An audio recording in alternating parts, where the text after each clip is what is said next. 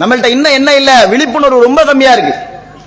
மோடி அரசை திட்டத்திலே நம்மளை டைவர்ட் பண்றான். சங்பரிவாரங்களுடைய வேலை என்னன்னா, நம்ம எவ்வளவுக்கு எவ்வளவு மோடி அரசாங்கத்தை திட்டமோ அவ்வளவுக்கு அவ்வளவு அவர்களுக்கு ஆதரவு பெருகிட்டே இருக்கும். அதான் அவங்களுடைய வேலை. பத்தியா மோடியை திட்டுறாங்க பாரு அப்படின்னு சொல்லி அவன் சாதனையை சொல்ல மாட்டான். உனக்கு வேலை தந்த மாதிரி ஓட்டு போடுன்னு சொல்ல மாட்டான். உன்னை படிக்க வச்ச மாதிரி ஓட்டு போடுன்னு சொல்ல மாட்டான். ரூபா மதிப்பை உயர்த்திட்ட மாதிரி ஓட்டு போடுன்னு சொல்ல மாட்டான். பாரு முஸ்லீம் நம்மளை திட்டுறான் பாரு மோடியை அப்படின்னு காட்டுவான். தோழர்களை நீங்கள் புரிந்து கொள்ளுங்கள்.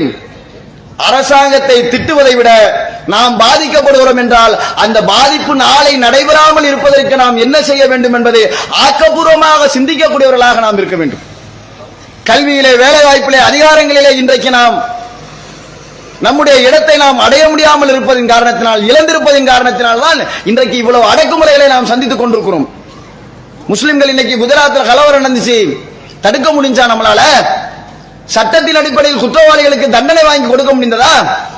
பாதிக்கப்படுகிற முஸ்லிம்களுக்கு நீதியை நம்மால் பெற்றுத்தர முடிந்ததா? போராடுறோம், அவ்வளவுதான். போராட்டம் என்பது ஒரு கட்டம் தான். அதை தொடர்ச்சியாக ஃபாலோ பண்ணி சட்டத்தின் அடிப்படையில் அவர்களுக்கு தண்டனையை நம்மால் பெற்றுத்தருகிற ஒரு சமூகமாக இஸ்லாமிய சமுதாயம் இந்தியாவிலே வளர்ந்திருக்கிறார்களா? தோழர்களை புரிந்து கொள்ளுங்கள். கல்வி என்கிற பேராயுதத்தின் வழியாகத்தான் நம்முடைய அடையாளத்தை நாம் மீட்க முடியும். ஒடுக்குமுறை இல்லாத சமுதாயத்தை நம்மால் உருவாக்க முடியும்.